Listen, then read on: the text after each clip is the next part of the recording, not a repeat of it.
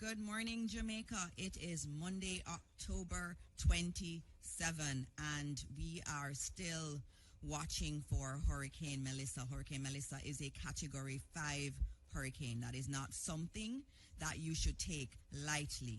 And so this morning, we have many of our ministers here with you to give you the information, the correct information. I am in so many WhatsApp groups, and I see all of these videos coming. Many of them are fake. And so we urge you to please listen to the official channels. We come here to give you information. We bring the ministers. We are taking questions from online also and from our journalists who are here. And so if you have a question, you can put it in one of the chats and we'll try to get to it. Please listen to the official sources. And with me today, I have several ministers, and we also have the Met Office with us too on ODPEM. We have Minister Desmond McKenzie, or Minister of Local Government and Community Development. He's also the Deputy Chair of our National Disaster Risk Council, and so he's leading a lot of the operations here. He is our prime or minister or focal point in relation to disaster management. We also have with us the Honorable Darrell Vaz, our Minister of Energy, Telecoms and Transportation. He's playing a very, very important role in all of the prep, especially with our utility providers. We also have with us the Honorable Matthew Samuda, our Minister of Water, Environment and Climate Change, and he'll be giving you significant updates also. With us, we also have Minister Robert Nesta Morgan, who is our minister that's responsible for works. He's been out there working to clean drains, gullies, and supporting our communities across this country. He will give you an update on the status of all of that. And of course, we have our team from ODPEM. They are the focal point for this. We are now in ODPEM's office. The Emergency Operations Center is live downstairs. Hopefully later on we can send you some images of what's happening there. We have teams that work throughout the night. They're working 24/7 monitoring what's happening across the country. We have reps from all of the key agencies, including the security forces and also the JDF there. So we are really getting prepared. Don't worry, your government has done the work, and we're here to report on what has been done and to take your questions this morning. So without much ado, we know the entire country is waiting for the man of the moment, Evan Thompson, or ever faithful head of the Meteorological Office in Jamaica, to give us an update on where Hurricane Melissa is and when we should expect to start feeling the effects of this hurricane. Evan? Thank you very much, Minister Morris Dixon, and good afternoon, good morning to everyone. Good morning, especially to our ministers who are in attendance, and of course, all the distinguished persons who are here, including, of course, you, the media, and the members of our public. I want to say that this has been a long journey, but we are in for the run. We are about to be impacted even more by a hurricane that is a major hurricane moving over the waters of the Caribbean Sea. If you take a look at the image that is being projected, I believe that most of us are able to see this, but it shows that the center of the hurricane is now some distance, over 100 miles, to the south of Jamaica. It is south really of one of those points along the coast of St. Elizabeth. So it is really in that general direction, which would signify that it is closer to the western end of the island than to the eastern.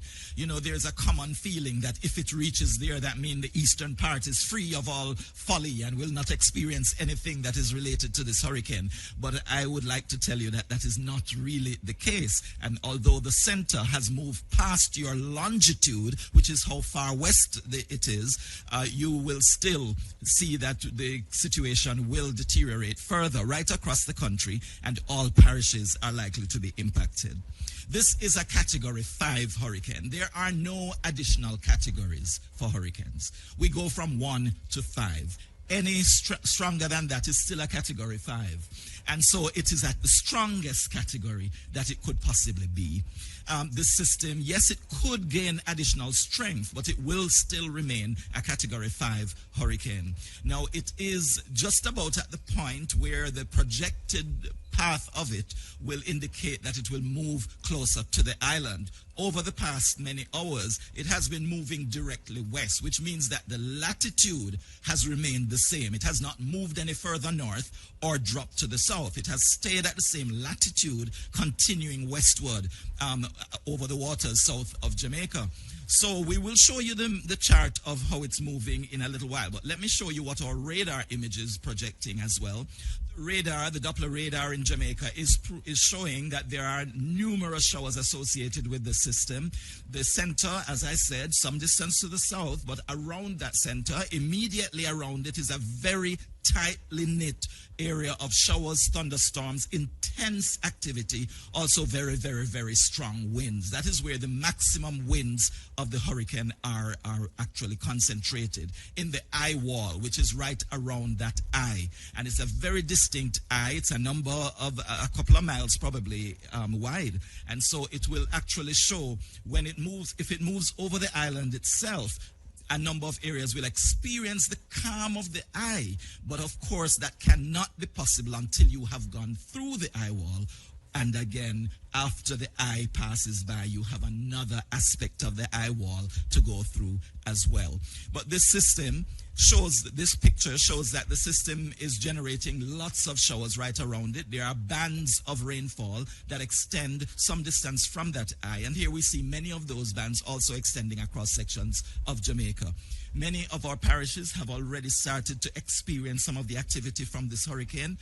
A number of parishes have experienced rainfall, mainly light to moderate, but in occasions it has been heavy rainfall.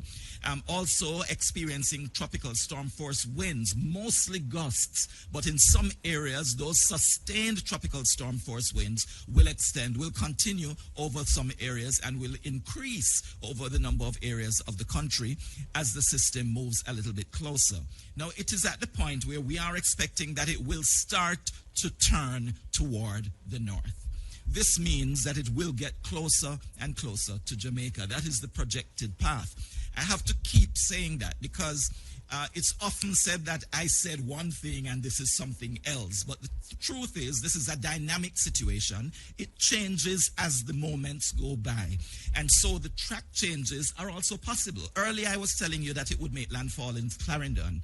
Later I was saying it would have been in St. Elizabeth. It's not that anything was wrong with what was being said, but there are updates to the forecast based on information that is gathered and as the system moves closer. As you are closer to impact, the forecast gets more accurate. So when I tell you that we are being hit by a hurricane, you know that it is accurate. We are being hit by a hurricane. At this time, I can only say that it is likely that we will be hit by this hurricane. It is moving closer to us. There is just a small window of opportunity where it could continue to shift. The track could continue to be shifted toward the west, and then it could be moving over the waters to the west of Jamaica. Of course, all of us are hoping for that and praying for that. But at the same time, we have to be practical. Right now, the projected path takes it to the southwestern part of Jamaica, impacting either eastern Westmoreland or extreme western St. Elizabeth as it makes its entry, its landfall on Jamaica. Then it's expected to continue moving to the northeast. All at this time, it is expected to be a major hurricane. Right now, a category 5, it's quite likely that it will drop in terms of the strength of the system slightly to a category 4 before it makes the landfall. But still, let us prepare ourselves for a category 5 hurricane, if you can actually prepare for a category 5 hurricane. And then it will move over that southwestern part of the island, moving toward the northeast. We expect that the exit will be just about in the vicinity of St. Anne, along the coast of St. Anne, which means it is not going directly north, but somewhat east of north. So making its entry near the border of Westmoreland and St. Elizabeth, at this time that's a projection, and then moving across sections of Trelawney and St. James, in the interior of the island through the cockpit country probably, and then moving across along to the coast of St. Anne. So that's the projected path. During this time, it's likely that it will weaken a little bit more. It may exit the island possibly as a category 3. It might still be a weak category 4 at that time, and then it will continue on its way closer to the eastern part of Cuba. So that is the forecast. It is expected that that entry, that landfall, will take place early on Tuesday. That means within 24 hours, tomorrow morning. It could actually be during the early hours before the sun. Is there a sun? We haven't seen it for a few days. but when at sunrise, we still have that time that we call sunrise, whether it rises or not. And so at that time, we should be seeing that there is a landfall of the center of this hurricane. A landfall means, yes, that the center is moving across the coastline, but it also means that the areas around that coastline are going to be most impacted. Around that eye will be most impacted. So parts of eastern Westmoreland, parts of western St. Elizabeth, and then surrounding areas of those moving as it continues to move, the closest areas to that center will get the greatest impact. We'll get the strongest winds reaching hurricane force. So hurricane force winds are expected over parts of Westmoreland as well as St. Elizabeth. The extent of hurricane force winds is just about 80 kilometers, I believe, because it's about 40 on either side of the center. So that's the extent of hurricane force winds. Depending on where that center is, you can measure whether your area is likely to experience it. But of course, there is some shift in exactly where that landfall will take place. Then the tropical storm force winds extend a much greater distance and should cover the entire island, or most of the island. To the east will be impacted by tropical storm force winds, even though the center is not moving across your area. So if you think that you live in Kingston and you will not experience the eye, and so you are free from fear or worry or concern, I don't want to encourage fear or worry, but I do expect you to be concerned about what is taking place. If you think that you are free from that, think again, because the heavy rains will also affect you. The strong winds reaching tropical storm force could still continue to affect you as we go through the day on Tuesday. That's all the way through tomorrow.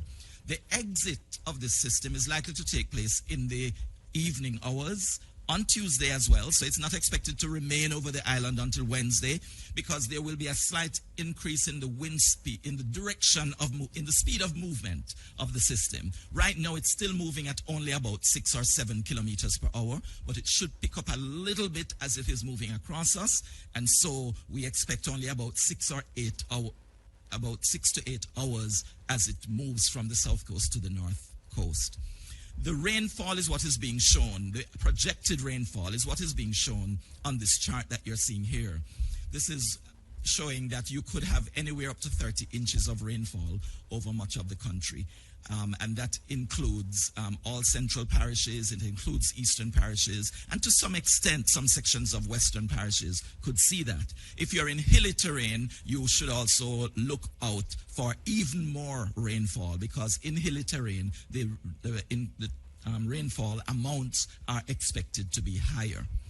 Of course, we expect that you will have a lot of flooding from this. And you can see on the picture that all of the island will experience even up to 20 inches of rainfall over sections of your area. So if you are in a flood-prone area, anywhere across the country, you can expect that flooding is going to occur as long as the system moves in the direction that is projected.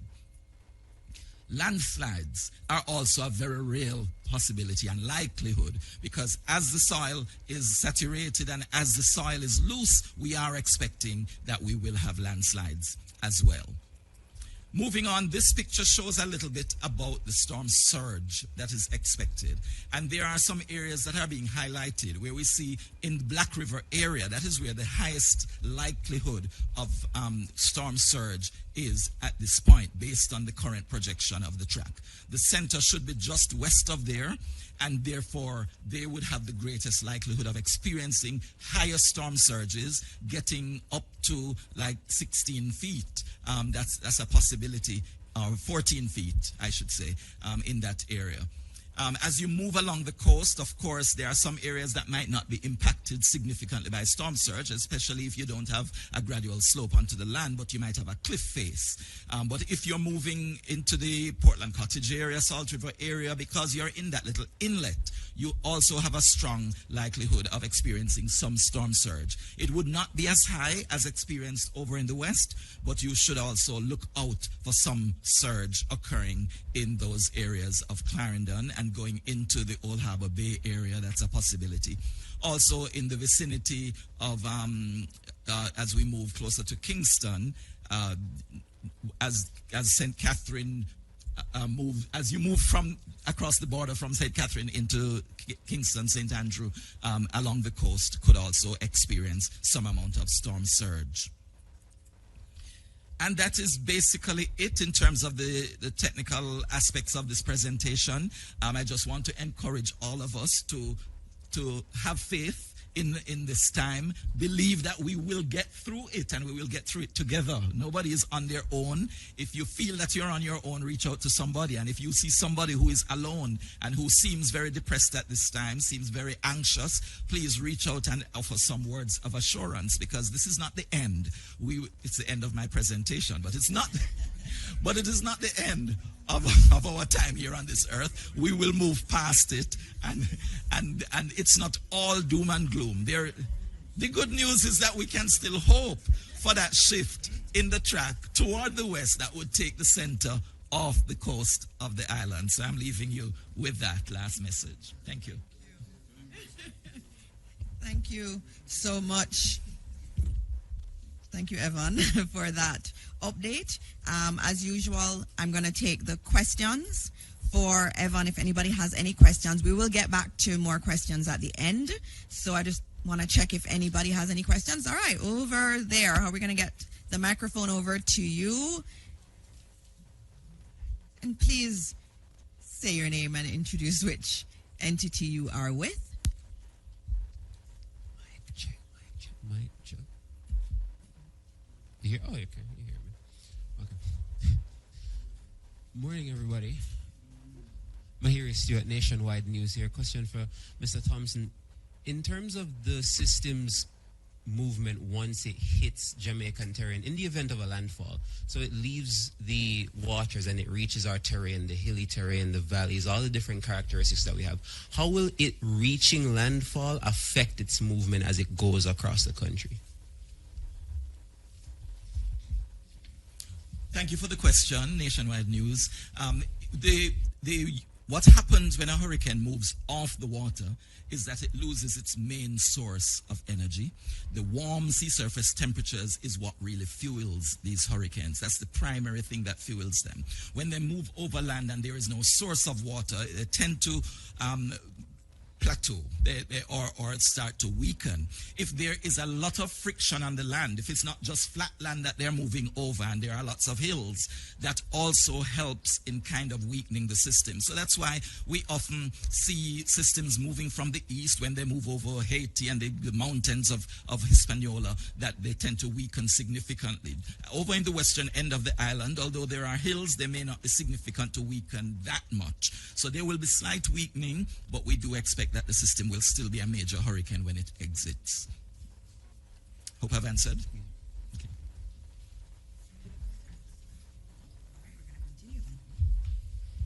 I'm not seeing any other questions as yet. And just to all of our students who are watching, you heard some concepts from your geography class, longitude and latitude. Your teachers weren't just teaching you things for teaching you sake. They actually have relevance. You heard Evan using them. And so I'm hoping parents, if you don't know what Evan was talking about, ask your students, your children. They should know. We teach it in school. So we're going to be moving on now after having heard that very sobering assessment from Evan Thompson about this Cat 5 hurricane that is coming towards Jamaica. It's projected to come to Jamaica and will come across the country and will exit Jamaica still as a major hurricane. We're going to now hear from Minister Matthew Samuda, our Minister of Water, Environment and Climate Change, for some additional updates.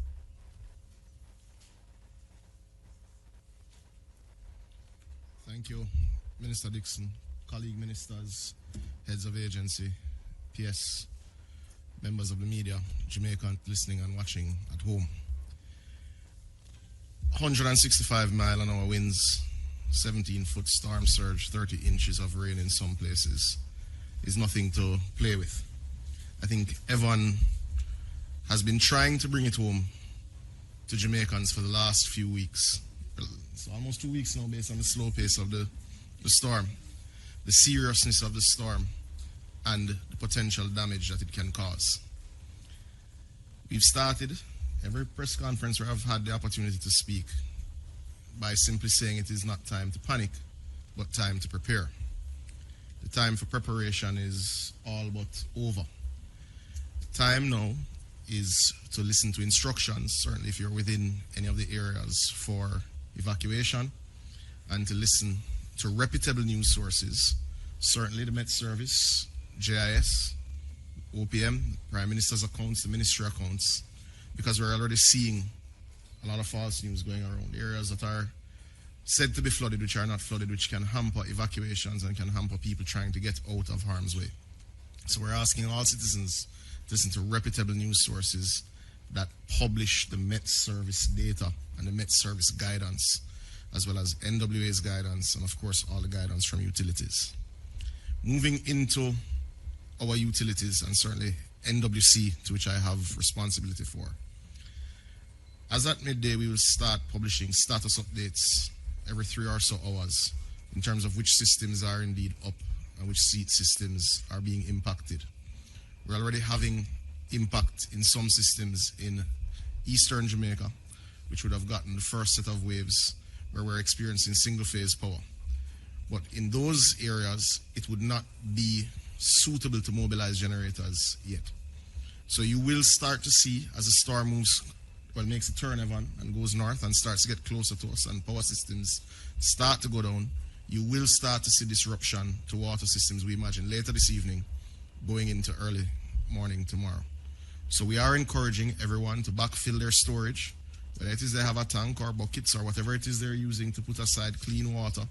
Now is definitely the time to put aside your water for storage and to use sparingly. Every drop will count. I am assured, having met with the senior management team of the National Water Commission this morning, that we are well placed to dispatch our 50-plus generators very quickly after the storm. We're in constant contact with suppliers. We're in constant contact with our emergency-based staff. And we're comfortable with where we are in that regard. I'm also comfortable with the work that we're doing with the JPS. JPS is, as we speak, in some areas, still, I know, doing some maintenance work on lines that go to particularly critical water infrastructure.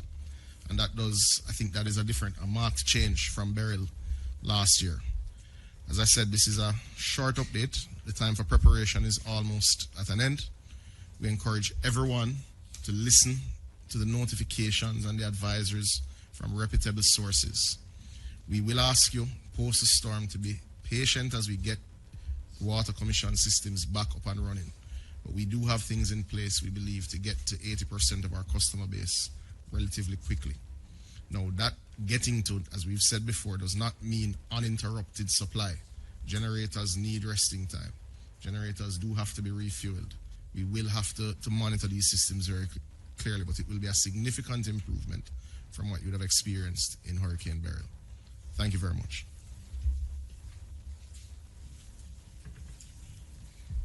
Thank you, Minister Samuda. We're going to be going to Minister Morgan now, who will update you on the work that he's been doing with the NWA to prepare us for the storm. Minister Morgan. Thank you very much, Dr. Morris Dixon, and thanks to the team here at ODPEN, members of the media. I see JSIF. I also see Minister Mackenzie, Minister Vaz. The National Works Agency, through its Emergency Operations Center, has so far received 15 reports from across the island. These reports include fallen trees, rockfall, down power lines, and landslides. We have responded and removed the impediments and repaired, or reopened rather, all but one of the roads that have been blocked. And we're actively working to reopen the one that is currently blocked. which was impacted by fallen trees. And I think this one is in St. Anne's Bay near the roundabout. We continue to urge people to exercise extreme caution if they have to be outdoors at this time. Rock falls are an imminent threat. We have seen this along the Little Bay Main Road in St. Mary, and there are other places that are susceptible to this kind of situation, so we urge caution. We've done quite a bit of work across the island in terms of drain work mitigation, and several critical drains across the island have been impacted, have been targeted, and we will continue as long as it's safe to do so. So you would have seen even yesterday, we had a front-end loader in the Sandy Gully trying to continue to create a pathway for the water to move to the sea. On Thursday, we also started work on the channel to the sea in the Sandy Gully. And this section is critical. And I want to explain a little bit as to what we have done at the Sandy Gully. We were in the process of planning a massive rehabilitation of the gully, also a massive desilting program for early next year. But the hurricane did not acquiesce to our timing. And as such, we had to move very quickly to the urgent work. The most important thing that we are trying to do is, one, protect lives and property of the people who live adjacent to the gully past the bridge near Seaview Gardens. And two, the bridge that is on Spanish Town Road, which is a very critical bridge. It connects to the ports. As I said before, it connects to Jamaica's most important health facility, KPH, also Bustamante Children's Hospital if you're traveling from that side. So it's very important that we not allow that bridge to be damaged if the hurricane does inundate that area.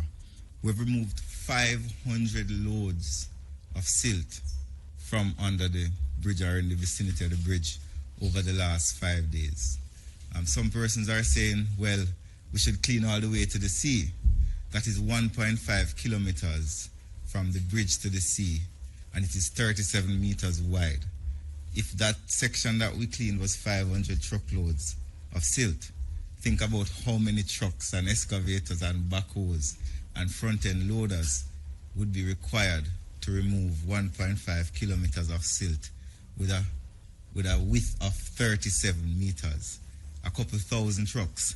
So we have done as much as the engineers have said we can do at this time to create a pathway under the bridge so that water can flow. Based on what we have done, the bridge is safer, the flow is no longer compromised. And while we have done much work to mitigate the impact of the impending hurricane on our infrastructure, we want to appeal to the public. And I know Minister Mackenzie has done so, and Minister Samuda has done so, Minister Vaz. Do not interact with infrastructure that you think is compromised. If the bridge looks shaky, do not attempt to go on the bridge or across the bridge. Do not try to traverse gullies that are flooded. We've had historical evidence of persons in very powerful vehicles seeking to traverse gullies, and they lost the competition.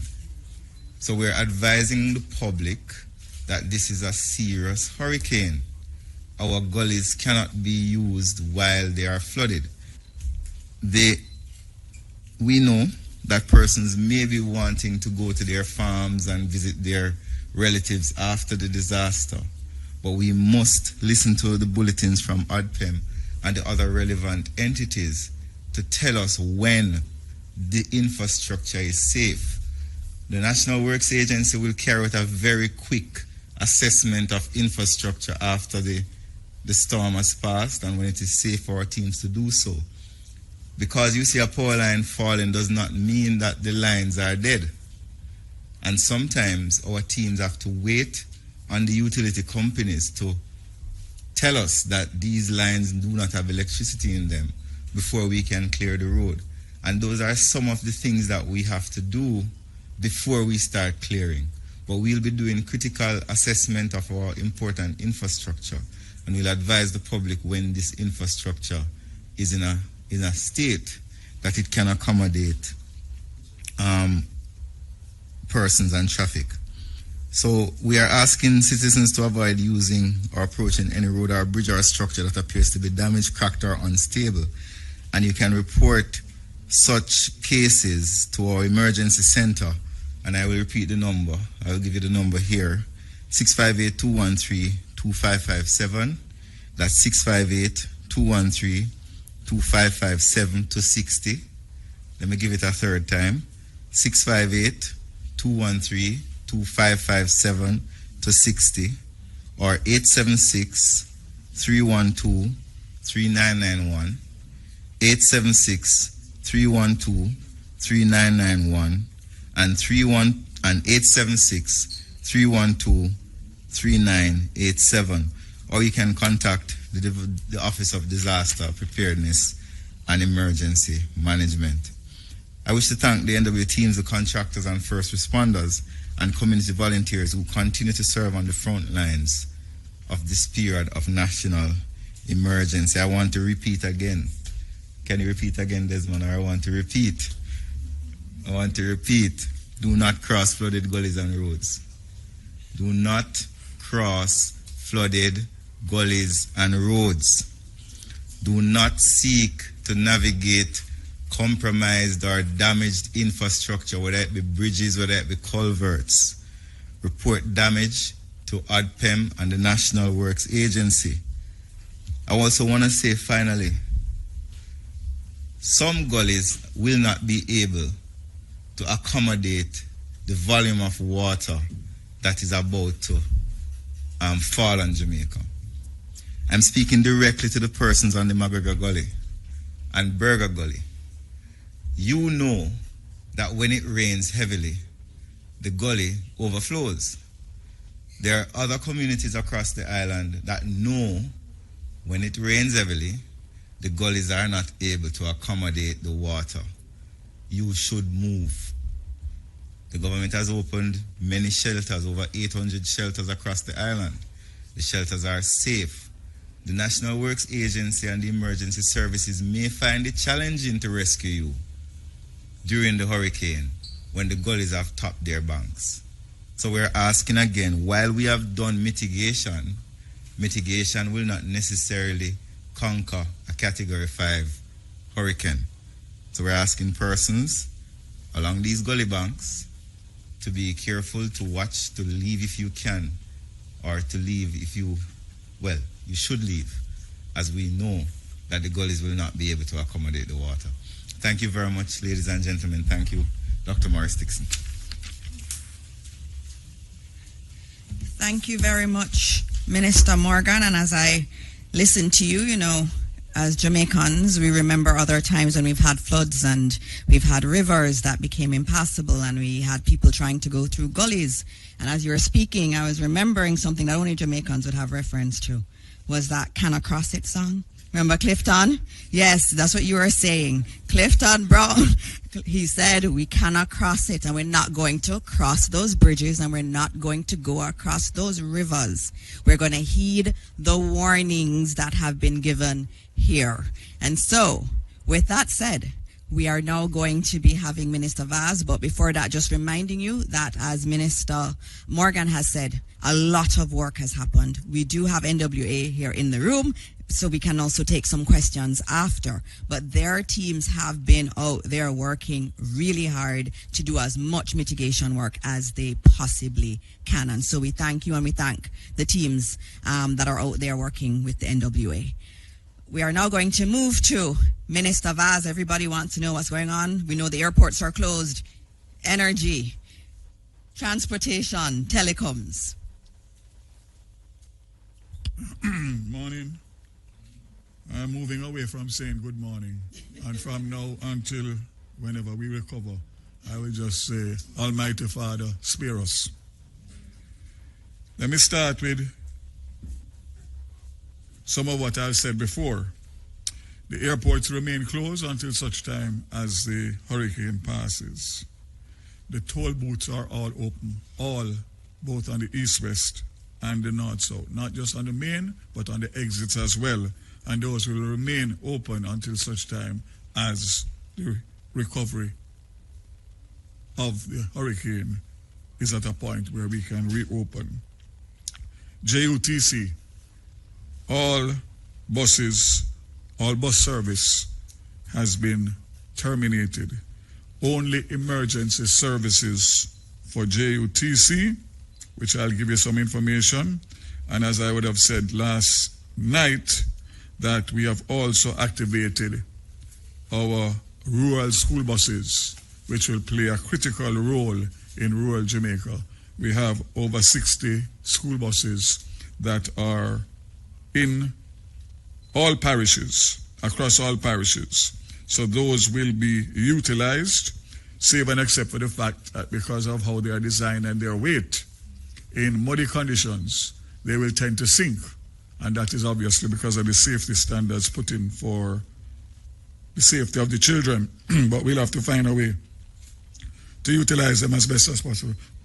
Sorry. So, JUTC, as I said before, regular services are suspended until it is safe to operate. JUTC is in emergency response mode with teams on standby for evacuation at Rockford, Spanish Town, Portmore, and all 5 rural school bus regions. JUTC has responded to several calls for evacuation since Saturday. Unfortunately, only 103 persons have been evacuated. And that includes up to today.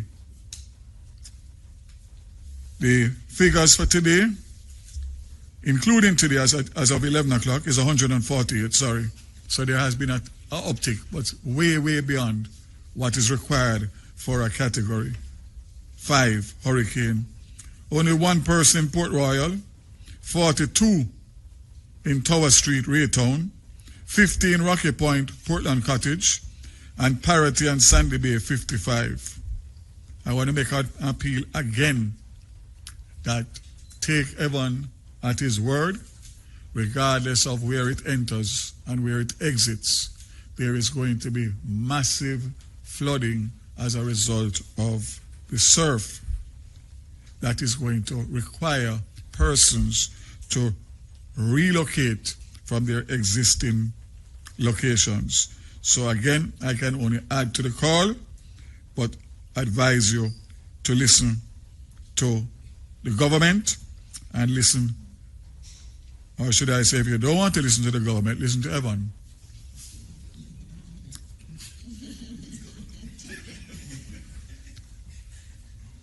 JPS report, there are no major incidents currently on the electricity grid. However, the system is beginning to experience the effect of heightened wind and rainfall extending across the island. There were areas in Portland and St. Thomas that had outages, but crews were unable to respond immediately because of unsafe weather conditions. These are being addressed along with other reported outages across the island. At 9 a.m. this morning, there were 51,439 customers without electricity, broken down as follows. 33,633 customers in the west, that's 65% of the outages. 13,009 in central, it's 25%, and 4,797 in the east, 10%.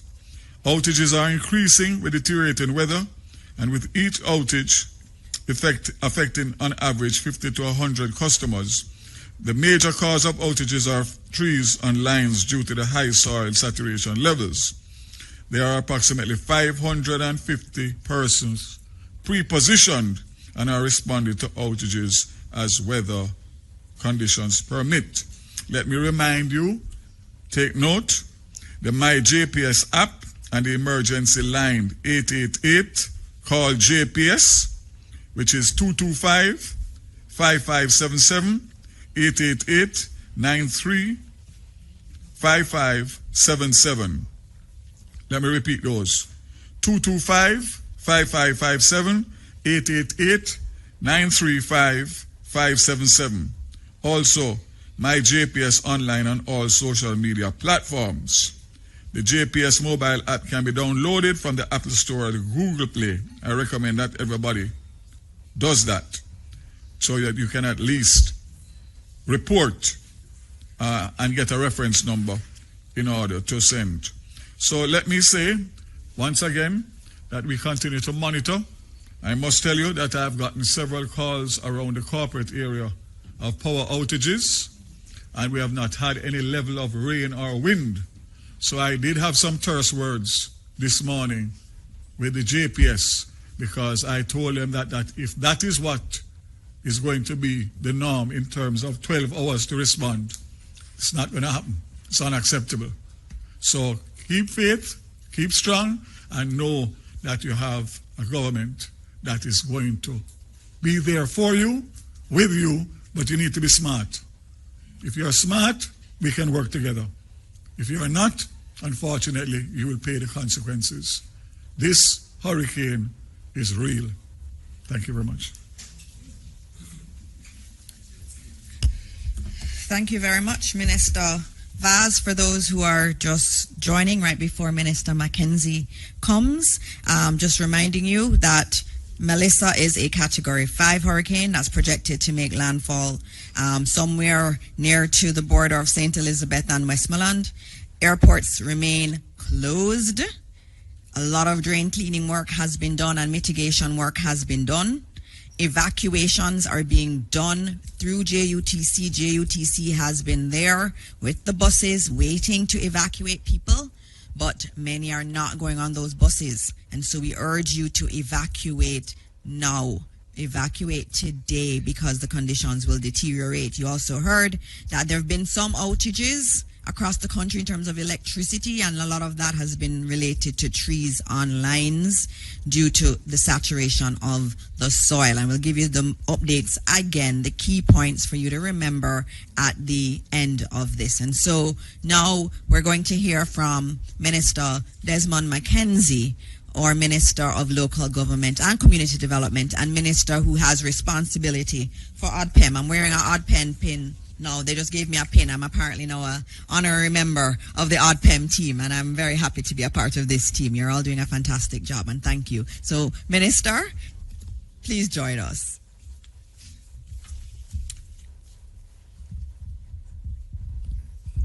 Thank you, Minister. Good morning to each and everyone, and especially to my colleagues. Welcome, Minister Morgan, for joining us this morning, and to our viewers. First of all, let me start off with some information on our shelters.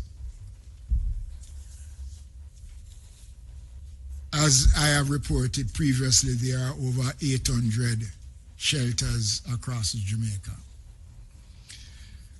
Of the 800 shelters that are open,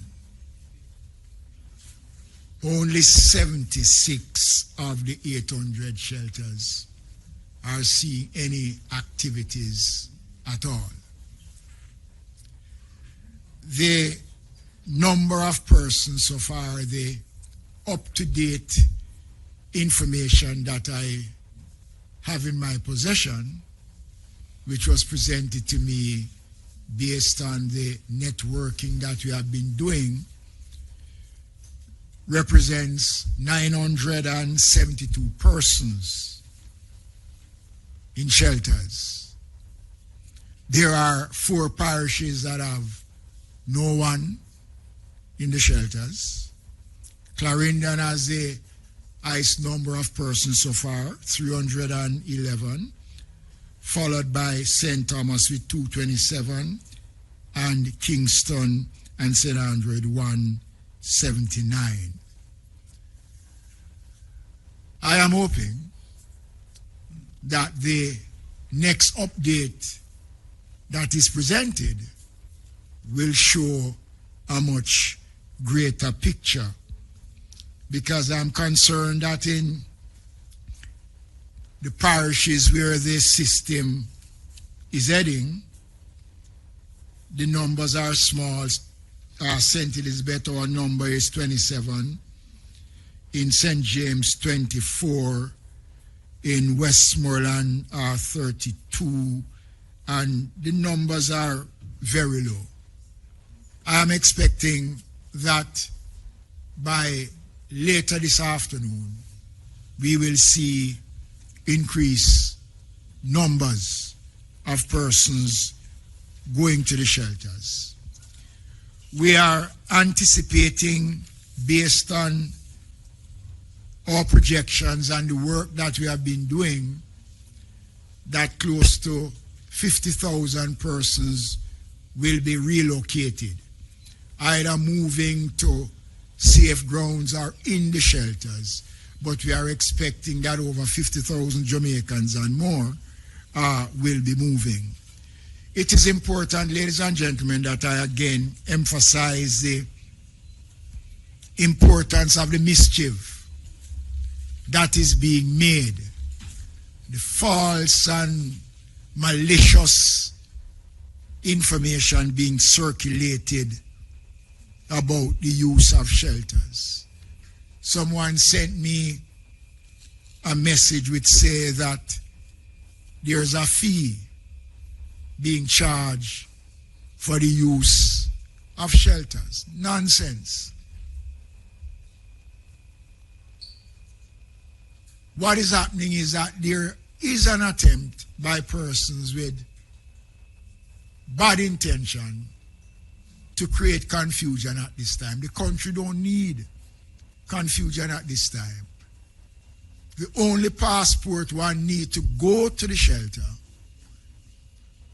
is that you go, the shelters are there, we separate male from the females, families stay together, walk with your medication, walk with some water and crackers for the first couple of hours, but once the centers are activated in a way, there is nothing that those persons who are in the shelters will be denied of.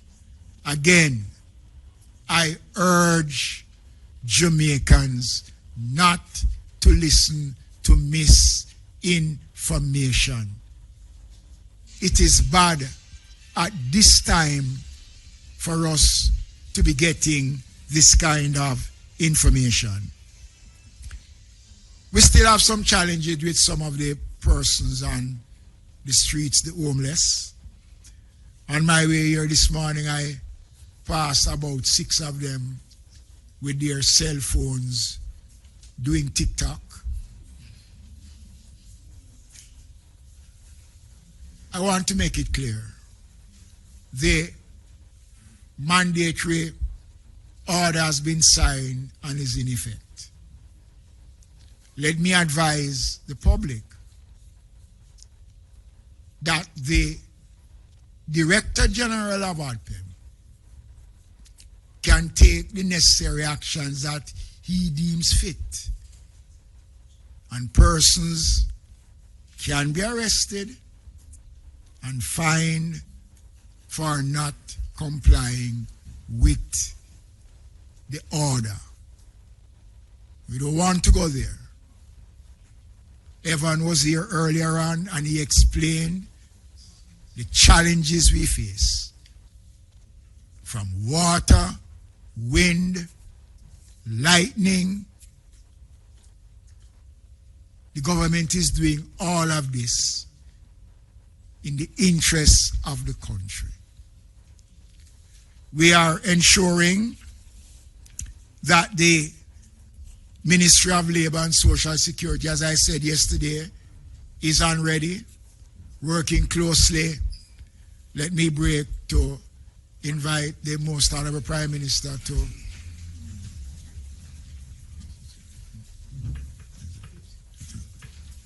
the Ministry of Labor and Social Security, along with the Office of Disaster Preparedness and Emergency Management and the other agencies, are fully activated.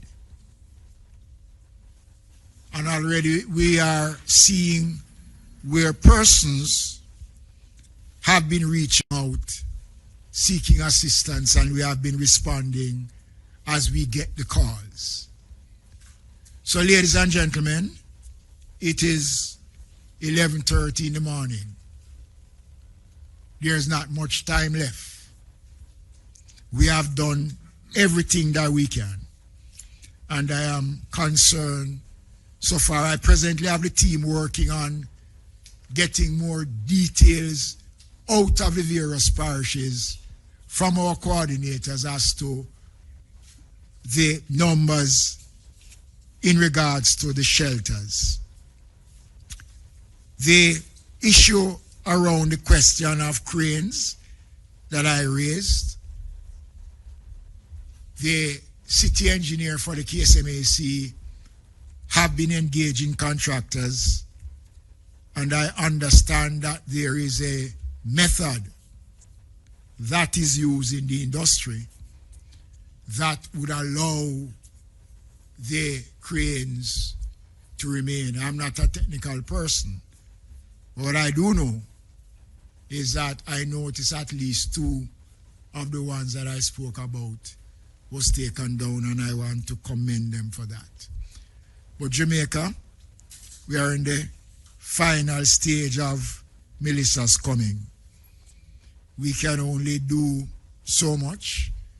At the conclusion of this press briefing, I'm going to take a walk or a ride on the streets of the corporate area to see what is happening and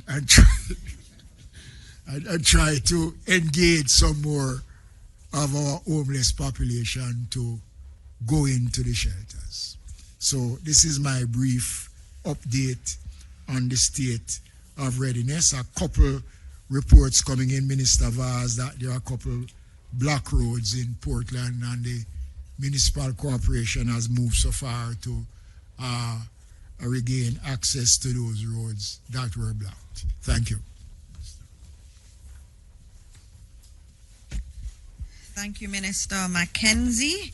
And we now will move to our leader, our Prime Minister, who will be speaking to you. He has been coordinating all of this effort that we have. He is the chair of the Disaster Risk Management Council, and he has behind the scenes been calling all of us ministers and having us give our updates to him. I know later today he will also have a cabinet meeting, and so he is leading us on this mission to make sure that we are ready and that we have our systems in place for recovery. And so please welcome our Prime Minister, Dr. the Most Honorable Andrew Holness. Good morning, everyone. Thank you, Dana. Thank you, ministers, members of the press, Jamaicans at home and abroad listening. First, let me say that the mobilization of the government and our other stakeholders and partners could only be described as heartening. I am generally satisfied that all the entities, the entity heads and staff have responded. Right now, we're here at the ODPEM's headquarters, where the national emergency apparatus has been stood up. This is where all information will be fed and coordination will take place. So if I were to grade the preparation of the country, I'm a hard marker, so I would give it an A-.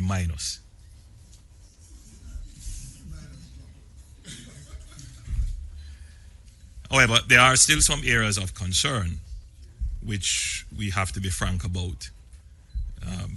We have over 880 shelters, 881 I believe, and I have personally visited shelters during disasters. It is not always a satisfying experience, but they do serve a critical purpose, particularly for those persons who have no alternative. I do believe greater effort would have to be made to ensure the comfort of those persons who have to use the shelters. And I am monitoring reports that persons have turned up to shelters and shelters are not, they may be activated, but for example, they can't find the person who should open the shelter with the key. They're there, they know it should happen, but they're just not on spot when people come. It may be corrected 20 minutes after, 30 minutes after, but the discomfort of not being immediately accessible would have already made it into the public domain. And so, Minister, I think we have to strengthen this part of our preparedness of getting the shelter managers to not wait until someone is coming. Once we activate the shelter, it should be open and ready for persons to come in, even if no one comes. And so that is something we need to refine. I think we have addressed the issue of food and other preparations being in place. We have moved them in proximity. We don't always put them in the shelter beforehand because all kinds of things can happen. And when people actually arrive at the shelter, they don't have the supplies. So the supplies are pre-positioned and can move very quickly. This leads me then to say to the public, the government is not telling you that everything is perfect. There's no plan that is perfect except the plan of God.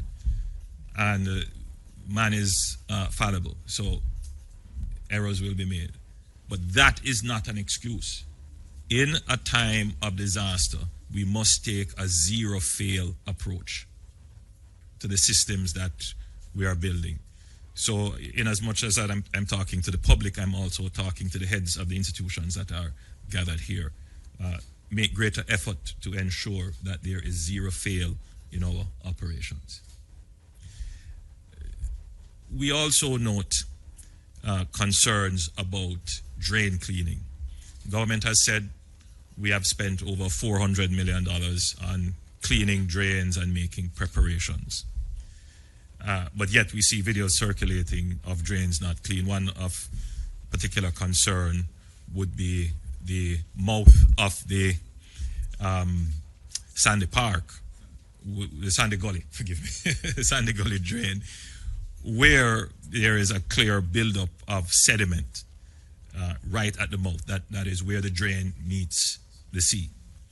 And there is concern that that could cause flooding. Now, of course, I am not an engineer, but from what I've been told and what I understand, the NWA has made a trench, in fact two, I believe, through that mound of sediment that has built up, which would allow the flow of water.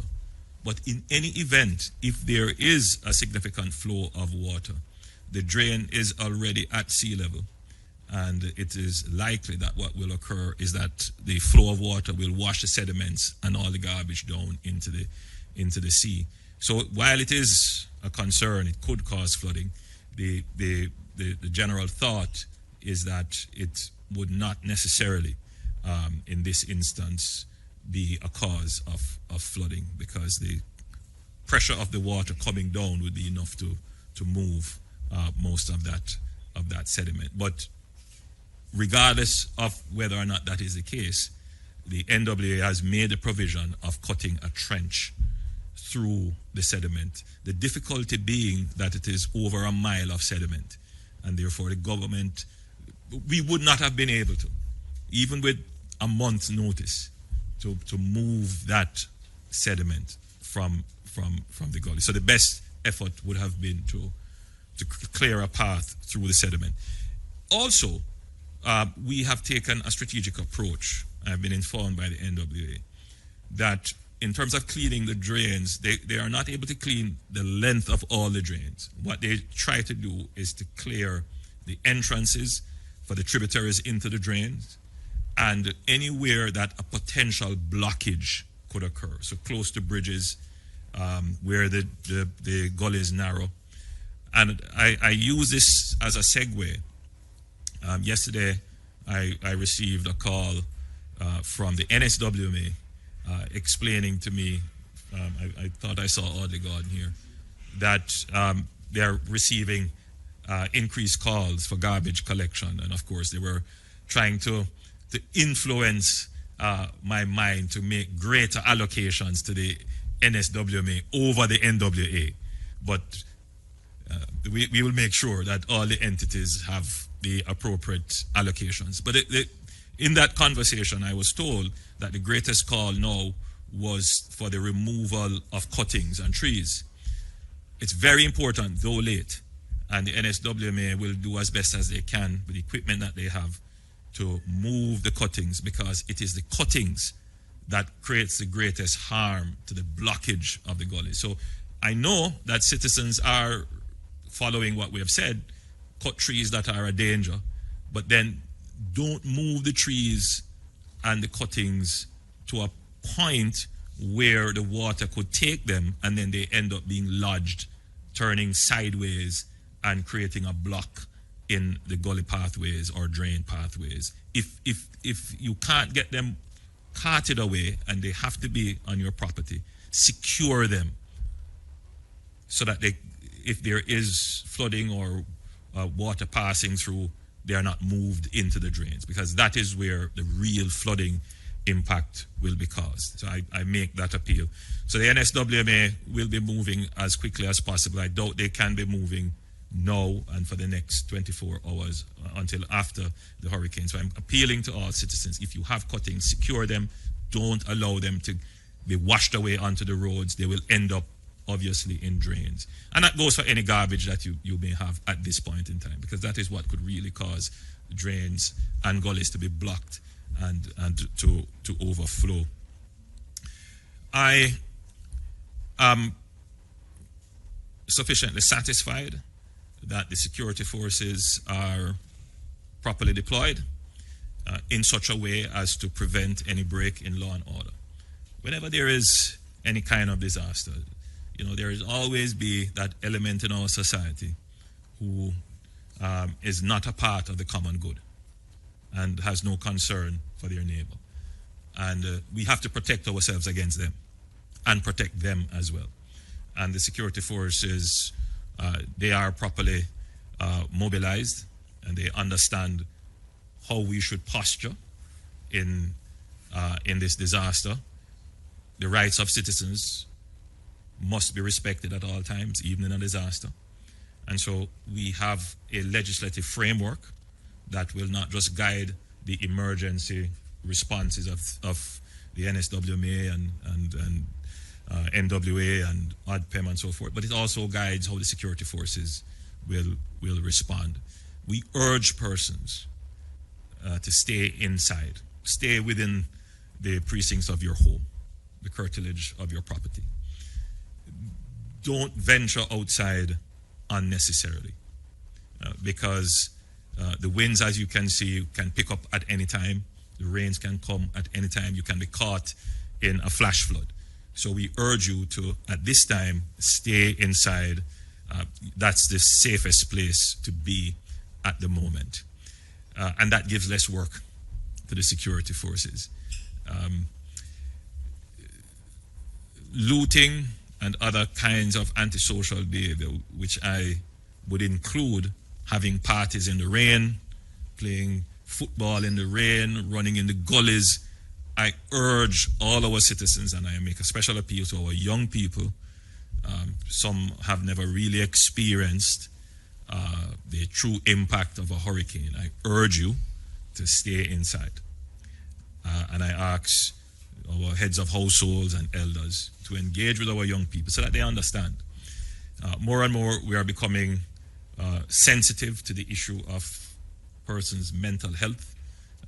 Situations of uncertainty lead to panic, and it can lead people to deviant behavior that sometimes we who have been experiencing this matter may look on and say, this is stupid behavior, but really it is just part of the psychology of fear and anxiety that we need to have a better appreciation for, and we really need to talk to our young people so that they understand and they don't make light of it or make more than it is.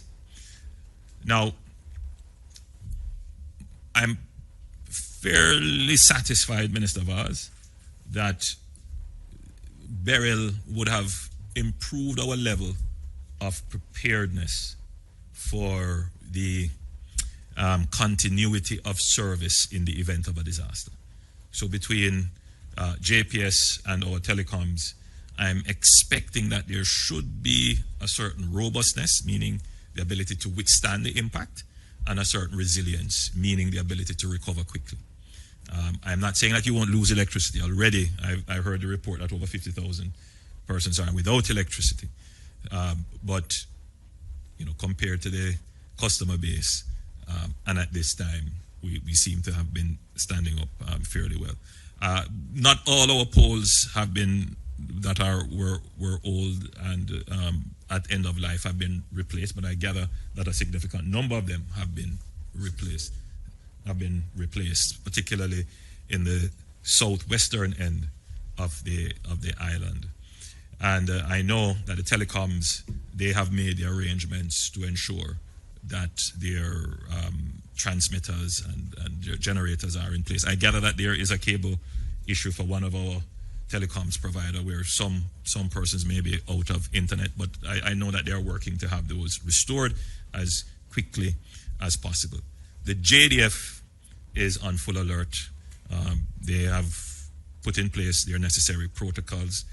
They have a system where they have specialized teams for disaster response. They call them the DART. And those teams are already stood up. But directives have been given that the entire JDF is now the DART. So their engineering corps, their various regiments and so forth, everybody will be used for the national good if we have a strike on our country through this hurricane category 5 that could cause significant dislocation. So we are as prepared as we can be. Of course, there is still room for improvement. In a disaster, you want to have the country of a singular mind. That means we are focused, because if it is that there is dissonance, then the need for a reaction and the reaction time is slowed, and that itself becomes a disaster. We have always had a very slow, if not non-response to the call for evacuation. And it is a balance between respecting the rights of persons to stay and protect their property and trying to balance the national good of saving lives and the expenditure of resources unnecessarily. I think generally we have struck the balance in favor of respecting the rights of citizens to stay where they are, though we give them the information for them to make the decision. We are in that zone where we have given the information. No one can say that the government was not forward-leaning in giving the information to persons who are in areas of risk. You have been warned. So it's now up to you to use that information to make the right decisions. Nevertheless, yesterday we issued an evacuation order. I'm not sure if Minister Mackenzie listed the communities for which the orders apply, and ODPEM, in assessing the situation, will effect the order depending on how the situation unfolds. Meaning that ODPEM with the security forces could very well go into some areas and effect, I'm using that word euphemistically, effect the evacuation of persons who are there. I don't know if you have started doing that yet. You have? You have started to go into areas to ask people to move and to actually move them. Okay. So I just use this opportunity. I know it has been explained already, but this is an unusual system. Normally a hurricane, you focus on two things, wind and rain, because it happens very quickly. Now we have to focus on three things. It's wind, rain, and the length of time it will probably linger over the country. Whilst we understand wind and rain and what it can do, but if it stays for a very long time, you're not just dealing with saturation, you're dealing with a higher level of destruction, a higher probability of landslides, a higher probability of flooding, even in areas where flooding would not have taken place. So we have to bear that in mind and be prepared. Very quickly, as we move to thinking about recovery, a part of this preparation exercise is to ensure that we can immediately go into the relief phase, which is to ensure that we can get food and other provisions and medicine particularly to persons who, especially persons who are low-income earners, who would have stocked up from Thursday or even Wednesday, they would have gotten maybe a 5-day or a 6-day supply. By the time of the impact, they would have been running out of supply. So ADPEM, the Ministry of Labour and Social Security, they must be on the ready that immediately after the passage of the event, the communities that would be in need, which we would have already known and identified, that provisions, humanitarian relief is up and ready for those persons and communities. In terms of the impact on the GDP, last burial had an impact on 2 quarters of GDP performance. It did drag down our growth, and this event would have already started to do so. Every day that business activity is closed, the destruction of property, especially public infrastructure, the closing of our airports, the closing down of our hotels, all of that will have an impact on our economy. And we have to therefore be very cautious about how we spend. There are those who would be saying, spend now, spend now. You have to be so careful about how you spend. And so we, in the government, we have developed a multi-layered disaster response system in terms of our fiscal management, and that involves first and foremost the funding of the disaster management fund, which is funded, and that's where we're doing our first drawdown from now to do all of this mobilization. And then we have a contingency. So in addition to provisioning the fund, in the budget we actually have a line item, a contingency, and that's about $5.3 billion that we can pull on. Of course, it doesn't mean that the money is there, it's just that we have budgeted. We have to wait for the tax flows and or pull from other areas, but it is budgeted. And so we will be able to do the emergency responses based upon that threshold that we estimate what a disaster could need to be funded in the immediate time after the hurricane. Outside of that, we have various insurance provisions that are triggered by the threshold of impact, and then we have credit facilities that we have arranged. So we should be able to mount a response, but that is all dependent on the level of the catastrophe, all right? So if it's a burial type catastrophe, or maybe even a little bit more than burial, we should be able to manage. If it's bigger than that, then we'll have to recraft. But what we have done so far is the first expenditure. We have spent it on ensuring that the infrastructure can withstand the impact. So that's mitigation, cleaning the drains, the gullies, and so forth. The second expenditure would be on ensuring that the MPs and other entities that have a kind of direct relationship with communities and people, that they are provisioned. So we have given them the first provision, and that is to deal with any emergencies might happen. You know, somebody runs out of prescription and they can't get the prescription right away. Somebody runs out of food and they come and say, we don't have any food, or a community is at risk and you needed to get some sandbags. Just quick emergency responses. So we have provided that. After the disaster, there will be other provisions to come. But it's all very well structured. And from the burial experience, you would know that that was the way in which we approached the disaster. So all in all, I think Jamaicans can rest assured that everything that needs to be done for the provision and preparation of a response to the disaster is done. We are already now thinking about the second phase, which is the relief phase, and then we will move into the recovery, and then we will move into rebuilding, depending on the extent of the damage. As I close, and I'm looking at where the hurricane is positioned south of Jamaica, moving westward, given the circumstances, the best outcome would be that it continues to move westward.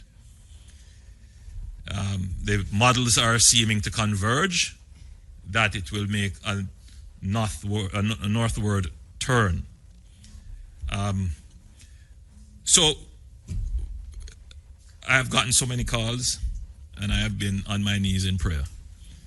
And I know that there are Jamaicans here praying for us, Jamaicans overseas praying for us, but more than that, it would appear that the entire world is praying for Jamaica. I've gotten so many calls from leaders from all over the world, in particular CARICOM leaders, who are all praying for Jamaica at this time. I'm a firm believer in prayer.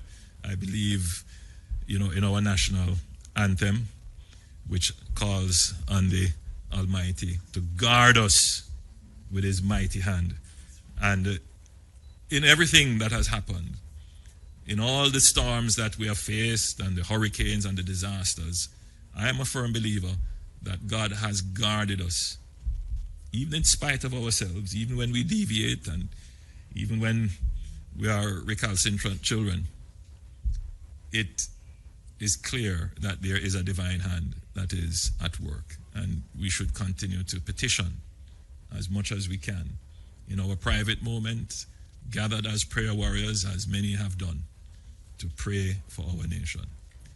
In Jesus' name, we pray. Amen.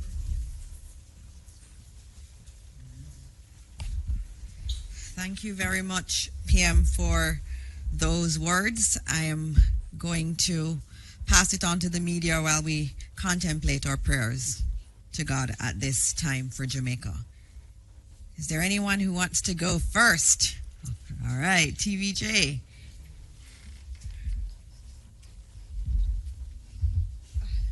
I have a lot of luggage in my lap. Good morning, everyone. Good morning. My first question is for PM/ODPEM. There was a talk of the mandatory evacuation for the 7 communities in Clarendon, St. Catherine, and St. Catherine, as well as St. Andrew and the other, about 4 parishes and 7 communities. I wanted to find out, because PM had a banter with ODPEM head about the security forces possibly moving in with persons under the mandatory evacuation order. Just trying to find out, is it that persons were, for want of a better word, forcibly removed? Because he spoke about balancing rights, and how many such persons complied following the evacuation order. All right, thank you. And we just needed to remind our colleagues, all Jamaicans, of where the areas are: Port Royal, Kingston, Portland Cottage, Clarendon, Rocky Point, Clarendon, Old Harbour Bay, St. Catherine, Taylor Land, Bull Bay, St. Andrew, New Haven, St. Andrew, and Riverton City, St. Andrew. Those were the areas under the evacuation order. Minister? Just to say that when the evacuation is being undertaken, the buses are accompanied by all elements of the security forces. So they go with the JDF, they go with the police, they go with fire, and they go with ODPEM officials. So that is the purpose of it. We are still talking with communities, but we have to allow communities to understand that, it is not just the way that they want to. But I'm hoping that we will not really physically move anybody. We will continue to persuade Jamaicans, and I know they will eventually in the long run. Okay. And just to be clear, as I said, that we are now in the zone of respecting the rights of the people, but providing them with information. But walk with me for a moment. Let's not bring this into the universe. But if there were a catastrophic event and persons were there in the path of the catastrophe, and we were still able to go, because it's a big if we were still able to go, then the country, the government, and myself, I couldn't sit by and see my citizens in danger, and I'm able to go and save them, even if they don't want to be moved, and I don't do it. But I couldn't do it unless it is within the law. And that is why we make the evacuation orders, so that if that scenario were to materialize, within the law I am acting. And so the compulsory evacuation orders have been put to ensure that there is a legal framework for the government to act. And that's why we put in place, we make sure that under the Disaster Risk Management Act, we put in place the declaration of a threat to Jamaica, so that we are able to then do the necessary actions. And then, should the hurricane hit, we would move from a threat to actually declaring a disaster area. So at all times, there is no break in the legal framework under which the government is operating. My understanding is that buses and the police and the military were mobilized into communities. I've seen some of the videos with the police over their loudspeakers encouraging persons. So that's what we've been doing, encouraging them. But I'm not certain if we have done any compulsory evacuation. I don't think so. I don't think so. But the provision is there. Okay. May I, Minister? Yes. Okay. And this is for Minister Mackenzie. You spoke about the shelters being activated yesterday. One of my colleagues in St. Elizabeth visited the Treasure Beach area earlier today. There was no one at Pedro Plains Primary, and the Flagaman Community Center, I was told, was in poor condition. Some of the windows were out and persons had to seek shelter at a neighbor's shop. So wanted to find out what was the issue with shelter in the Treasure Beach area and if there are any other issues across the island. Okay, there are some shelters which will be relocated based on its present location. And there are a number of shelters in St. Elizabeth that would fall in that category, where because of the intent of the system and where the system will land, those shelters would not be relevant at this point in time. We will check on that one that you mentioned. My understanding that Pedro has gone to Newell, so those shelters are not in operation. So I want to make the point that those parishes that the system will focus on mainly in terms of where it lands. We have since last night been recalculating, and we have removed a lot of those shelters that were slated to be used. Okay, so we've been doing that, right? We use some of the shelters.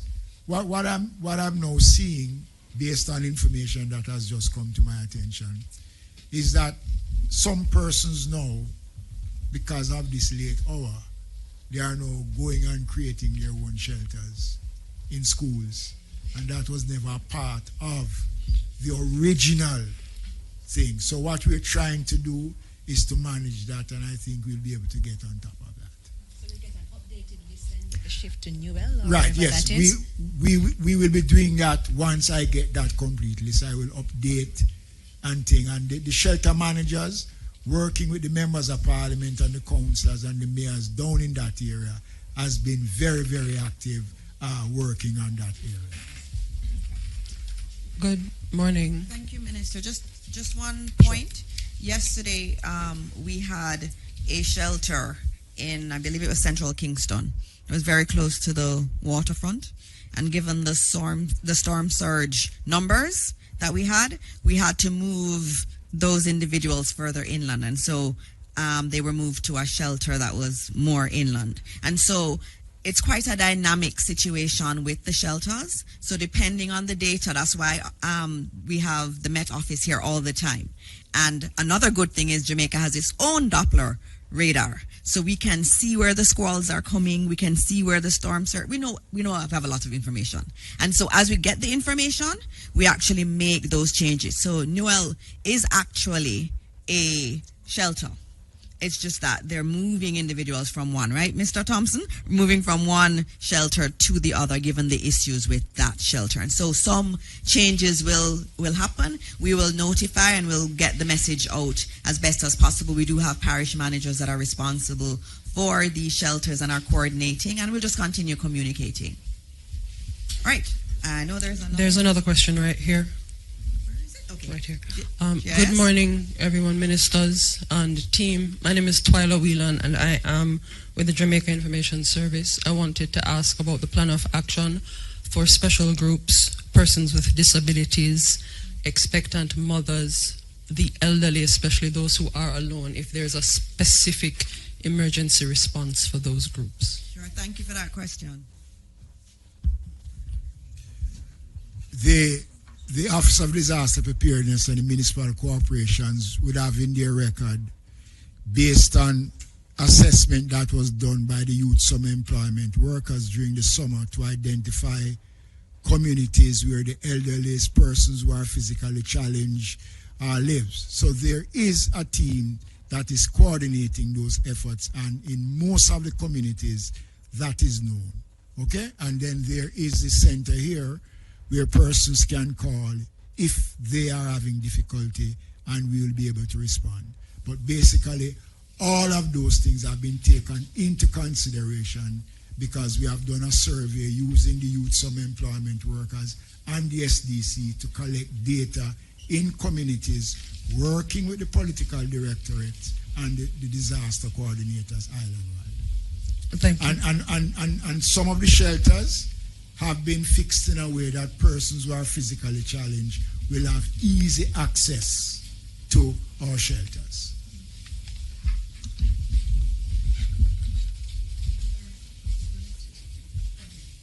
All right, you can go ahead. Yes.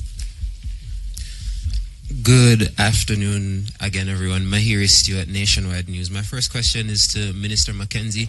Minister, you told me last night that extra relief efforts were made in those southern parishes that are expected to experience the landfall first. Could you just tell me how successful those efforts were and what they consisted of? Well, one of the first things that we did is to reposition items that was sent elsewhere once we took that decision. The engagement with the teams on the ground, including the political directorate, the mayors, the councillors, the members of parliament, working with the various entities, the church organization, sat, we looked at it, and they are presently working. I know, especially in St. Elizabeth, a lot of work has been done to relocate individuals, and then we have to work with the transport authority to reroute transport. Got a call from the mayor in Port Maria about a situation where a shelter is situated close to the river threatening. We have just made arrangements to relocate the shelter. The persons here have coordinated that. So we are working, and it is work in progress as long as the window allows us to work. But we have done all that is necessary, repositioning the items and provide the requisite transportation to get the individuals to where they are to be. And on the back of that one, in terms of our teams, and especially in St. Elizabeth, Minister Vaz, I know you want to give an update in terms of JUTC. JUTC has been deployed. They were in particular areas. Last night when we saw where the track for the hurricane had shifted, there were some changes made, and Minister Vaz, you were very instrumental in getting JUTC there. I don't know if you want to give an update now. Just to say that since we started the press conference, we've gone from 148 evacuations to 301.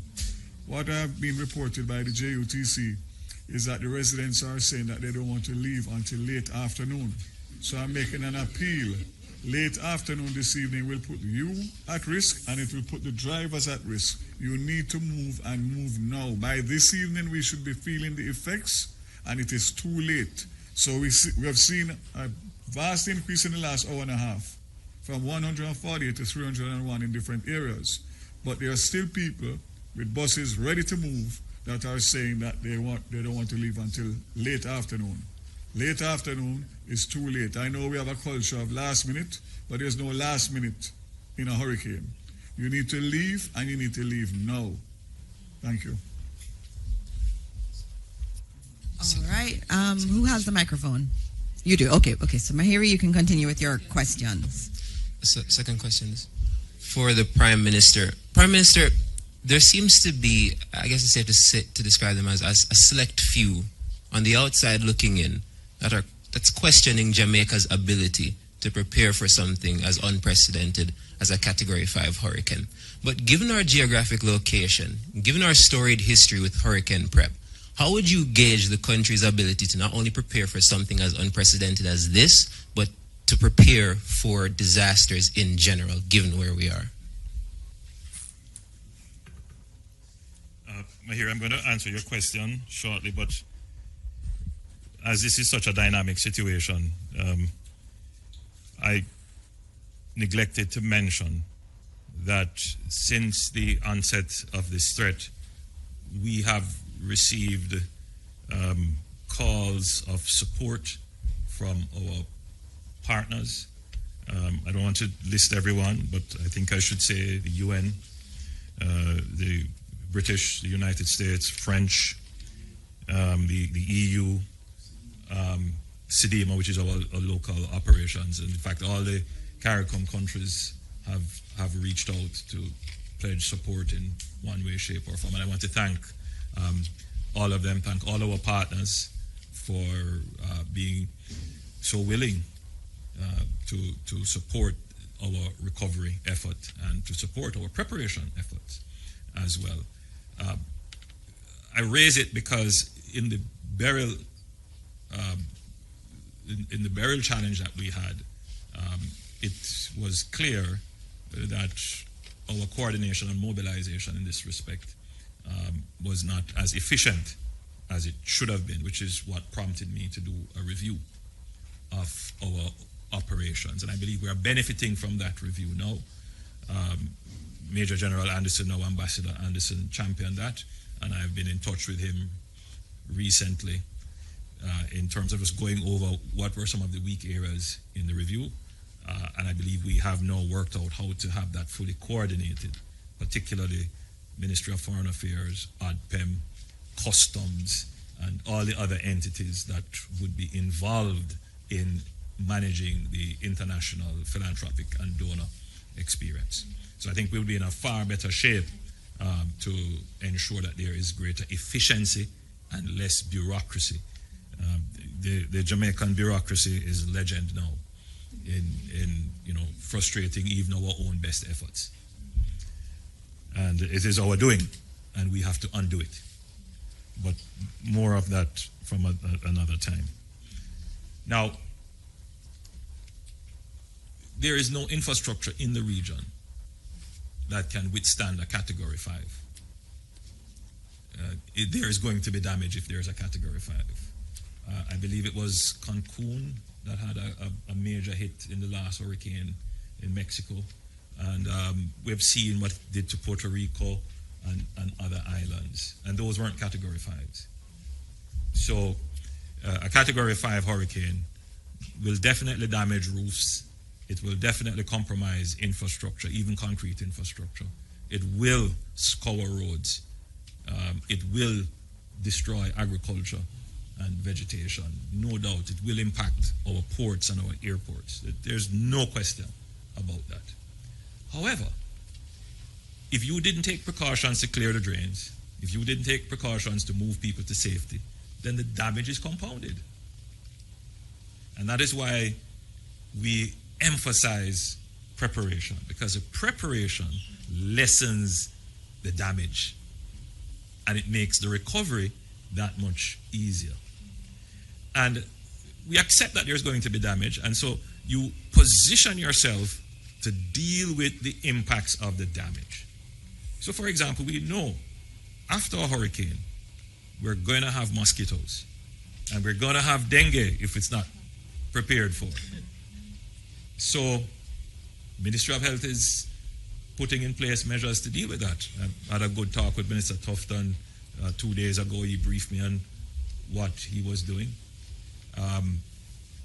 But the preparation started, during the COVID period when we bought a fleet of almost 100 vehicles to be used right across the island in vector control. So yes, you're asking, are we prepared? In that instance, yes. In terms of our roads, let's look at it from this perspective. After burial, somehow we forgot that we had almost every day, straight to the first week in December, rains. So we had a hurricane, and then we had a tropical storm, and then we had consistent rains. If you were to accumulate that, that's the impact of a Category 5, scoring all our roads.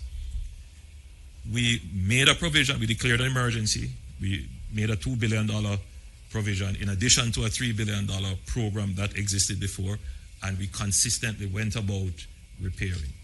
So yes, as it relates to the driving surface, we would be able to recover from that. Where we might have a problem is with the bridges.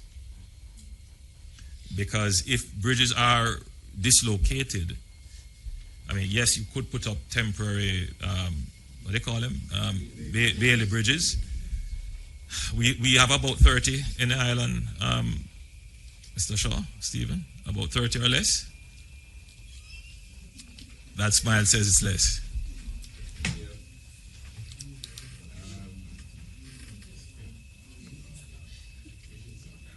Yeah, that smile tells me that my initial thought is that yes, we would have a problem with the bridges. We wouldn't have enough to be able to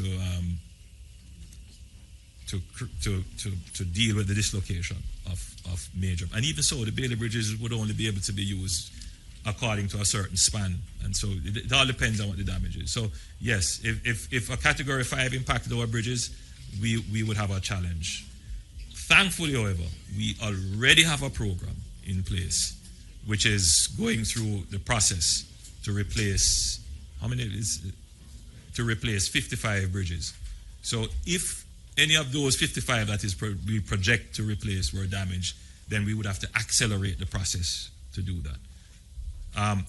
In terms of telecommunications and the electricity grid of a category 5, thankfully we have pre-positioned linesmen.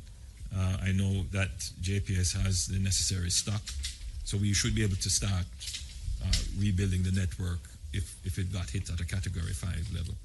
Telecommunications, I suspect our providers have made provisions and have tried to harden their infrastructure to withstand category 5. In terms of trade, meaning the distributive trade, the ability to supply food, and if ports are unable to receive shipments, I'm told that we have supplies that would carry us for at least 12 weeks or more. And we have been told by Petrojam, Minister Vaz left, that they do have approximately 10 days of supplies after of refined products that could carry us after the hurricane has hit. So category 5 would be a really bad disaster, but what I don't want is for Jamaicans to get into a depression that it would be the end of the world. What I want you to always be is positive in your outlook, and that even if the worst comes, we will be able to recover. That's the position. Just to say, and we have been saying this for a very long time, but I don't think that the public has internalized it. And I'm going to use this opportunity to say what I have said 100 times already through all my budget presentations, all my speeches to the country, that we're living in a period of time where the norm is disruption through various challenges and events. So the way to describe it is that we're living in a period of time where you have multiple, frequent, intense, overlapping challenges and events. And we just have to become accustomed to that. Someone said to me, Prime Minister, you look so calm, and we're all panicking. We have come used to crises. All right, so it's, as I said, bear it in mind. At any one time, you will have multiple, and they will happen frequently, often. They will overlap, so they're not going to be sequential. So from this, you're going to have a tropical storm moving into a hurricane, and then out of a hurricane, lingering rains, and then lingering rains, you're going to have health crises, inflation problems, fuel problems, all kinds of multiple crises happening all at once. And that's it. The challenge with the time that we're living in is that they are now intense. So it's not that we didn't have hurricanes before, they're now intense. You're seeing a hurricane that would have formed in the Eastern Caribbean and made its way very quickly to a category 5 and then hit Jamaica. That was burial. unusual, but very intense. Now you see a hurricane forming and sitting right below Jamaica, threatening for almost a week. And we have never seen that. Just sitting there, gathering strength, threatening to unleash it on us. Again, it's intense. And that's what we face. All right? Now, in a situation where you have these multiple crises that are intense, that are overlapping, you have to be able to manage the public narrative, discourse, and information around it in a democratic way, in a democracy. In a democracy, everyone's opinion counts. So even someone who is speaking utter nonsense, their opinion counts. And in today's world, not only does it count, it can be published and broadcast, and it can impact other people's perspective. So managing crises becomes even more difficult. So there's, so for example, we would have seen someone posting, and we've seen even television stations, radio stations posting, oh, we've seen this gully here, and they said it was clean, and it wasn't clean, and the buildup of debris at the end of the gully is going to cause flooding. Again, it's a concern. It is a legitimate concern, but balance that against the totality of the information. I mean, could the government clean it right away? And with the resources that we have, should we dedicate it to clean that, or should we dedicate it to clean our own Spanish Town Bridge and open up the tributaries? In other words, so you present one side of the story, someone takes it and says, see, government's not doing anything. You know what? I'm not going to listen to what the government says. I'm going to stay right here. And that's the part of the challenge you face in managing crises, which is why we stand here and go through every day, give you the information, because we have to counter some of what is being published, which does not make sense. And we rely on our media, our journalists, to capture the information accurately and relate accurately. This is not a defense against incompetence in government, because I am the first to tell you that it's not perfect and there are issues in the government. But we must seek to put information in context. Right? We have to put the information in context. Otherwise, information without context can just create chaos and challenges. So again, yes, to answer your question, Mahiri, a category 5, a category 4, even a category 3 is a challenge. Will we be able to recover? Yes. There is no infrastructure now that is foolproof for a category 5 within this region. I think globally, any category 5 will cause damage. Can we recover? Preparation improves your chances of recovery.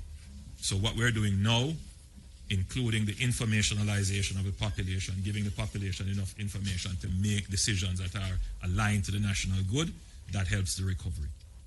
And the question now would be the speed of recovery. That's a challenge. A category 5 will necessarily be a longer period of recovery. And that's what we really would want to have to go through that. And the measure of the recovery would be the number of quarters we spend in negative or low growth as a result. And we're trying to minimize that.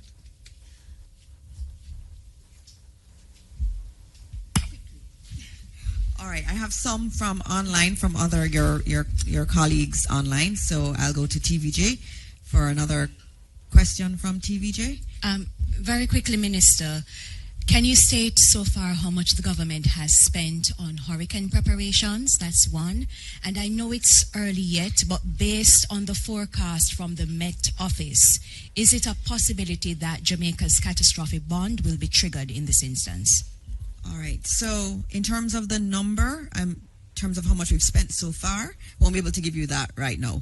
We're kind of in the middle of, prep. We're not really adding up numbers right now, but we're spending appropriate numbers in terms of what we need to do to prepare. I'm going to add your question on the storm in relation to the catastrophe bond to a question that we do have for Evan. And so I'm going to go through those questions and we'll make sure that your question is answered. So I'm looking for the questions that are online, and I know Zara Burton had submitted some questions, and so I will ask those, and I think she is asking in her Reuters capacity. And I see, Minister, can you please give an update on how many people can be accommodated in the shelters? She notes that 28,000 reside in the affected areas based on the data that we do have from SDC. And she wanted to know if we have enough space for all of them. And I think the answer to that is a yes. We will, and it's not everybody that is threatened. And so we will make sure that we have sufficient space for those who need it.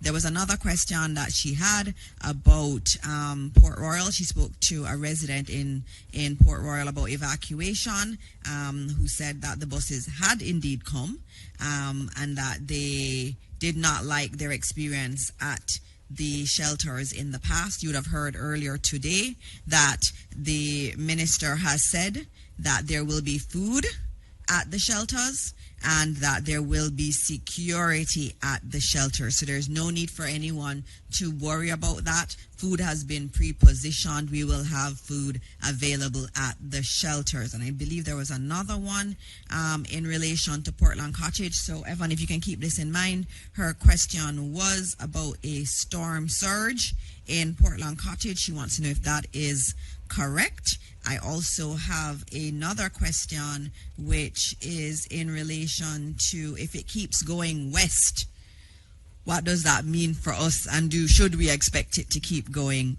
west? So, Evan, I'm going to ask you to answer those particular questions. Okay, well, let me start with that question about whether Portland Cottage would be experiencing any significant storm surge. It is quite likely. Portland Cottage will not be very close to the center, but it will still come under some of the major wind speeds that are expected to move onto the coast around that center. So it's not sufficiently far from the center for them not to experience those speeds pushing the waves onto the coastline. So that's to answer that question from Zara Burton. The other question had to do with... yes. Well, we expect that it will continue going west for a while, but in a short period of time, within the early part of this afternoon, the expectation is that it would start to turn toward the north. And so that's when we're monitoring to see whether or not we will actually see that turning taking place this afternoon. The later it happens, the better it is for us, I think. But we are continuing to monitor to see how quickly that turn will actually happen across us. The wind, the strength of when it makes landfall, we are expecting that this hurricane will be a Category 4 hurricane on the coastline. They are projecting wind speeds roughly 140. Is it? It's over 200. It's in the range of the Category 4 hurricane speeds anyway that are expected over the island at that time. I'm seeing maximum winds of about 140 knots. 140 knots. And well, I'd have to make that calculation for you. We normally give you the wind speeds in miles per hour and kilometers per hour. So I'll have to calculate that. But that is in the range of Category 4 status. Thank you. I believe there was a question the bonds, and as always, remember that they're triggered by particular events. And so we have one on the CRIF that is triggered by how strong the hurricane is when it makes landfall. And we also have an excess rainfall policy that will be triggered if we have rainfall above a particular threshold. And so the team will be monitoring that, and of course the technical teams will work through what the actual numbers are, and so that will determine if it is triggered, and we will let you know as soon as we do know whether or not it will be triggered. I believe those are the main questions that we have. I don't see any other questions here, but our Prime Minister spoke about prayer, and we're going to be ending in prayer. And before we do that, though, I just want to note that we'll continue to put out information to you. There will be no information vacuum. Please go on the Prime Minister's page, GIS page, ODPEM's page, and you will get accurate information. We are planning to do another mini briefing later this evening because tomorrow we don't know if we'll be able to have this setup going and be able to get the feed out. So we're going to do one final briefing with the Met Office, the ODPEM team. Later this evening, we will announce what time that will take place. That will give us some time to know where the track has gone, what we're expecting overnight. I know in the night it's usually scary for people, and so before you go to bed tonight, you will be hearing from us, and we'll give you the latest information so that you are indeed informed. And so we are going to be having prayer now, and it is going to come from AHORA. And yesterday I was saying that I didn't have anyone here who was praying, and I had someone who was here who was saying, oh, I could have prayed. I'm a pastor. And so he's with the Adventist Relief Agency, and they're here providing a lot of support to us. And so we are going to have a prayer to close out this press briefing, a prayer for Jamaica. And so please, everybody, listen to the warnings, listen to all of the information here. And as always, join with your family, join with your friends, and let us all pray for Jamaica.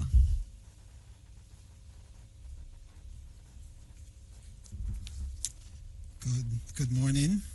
Afternoon, right? Good afternoon. I am Pastor Patrick Boyne. I am representing Pastor Country Director Henry.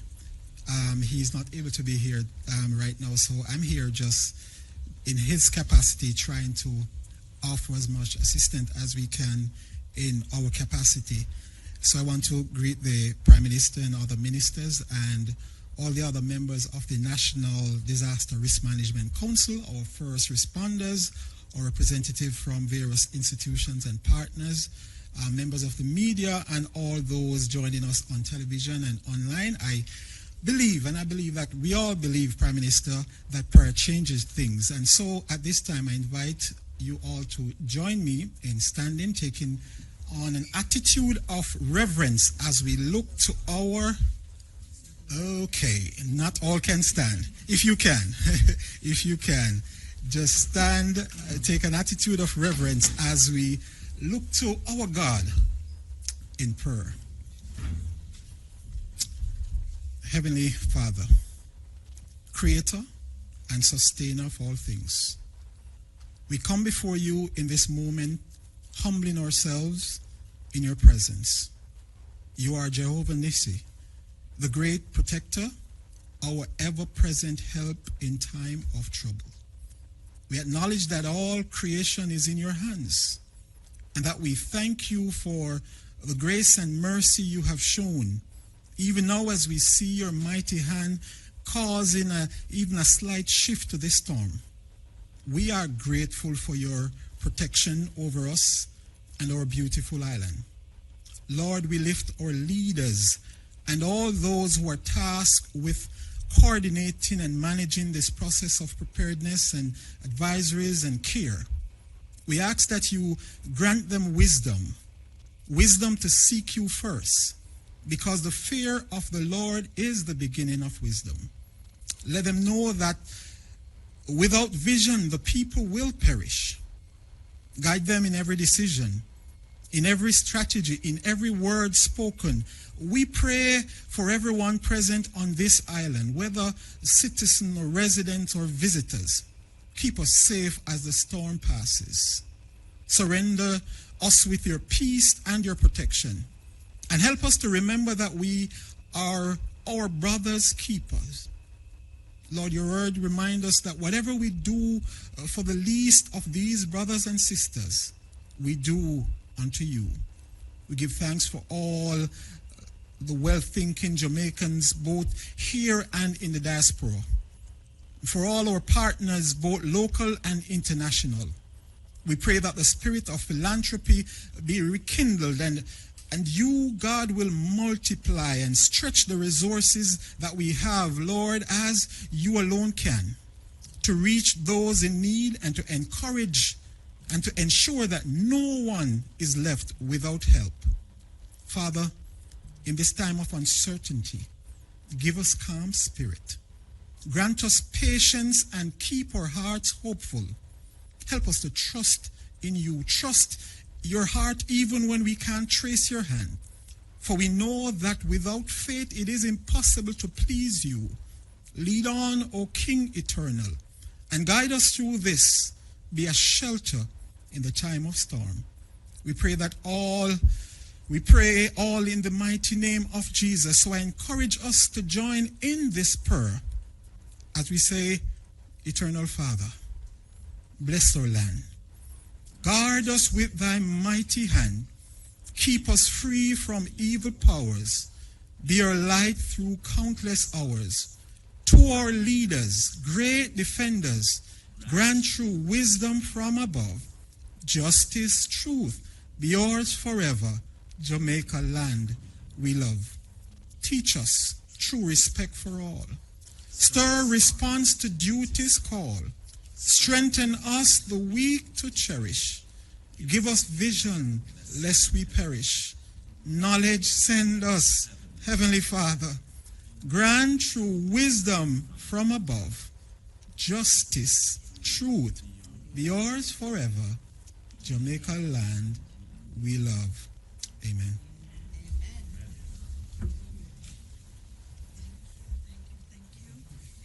Thank you so much. I mean, it was just at the last minute. Pastor Patrick Bowen from the Adventist Disaster Relief Agency. Thank you so much for that prayer. And so we are going to be closing out this press briefing. PM, you said you were calm.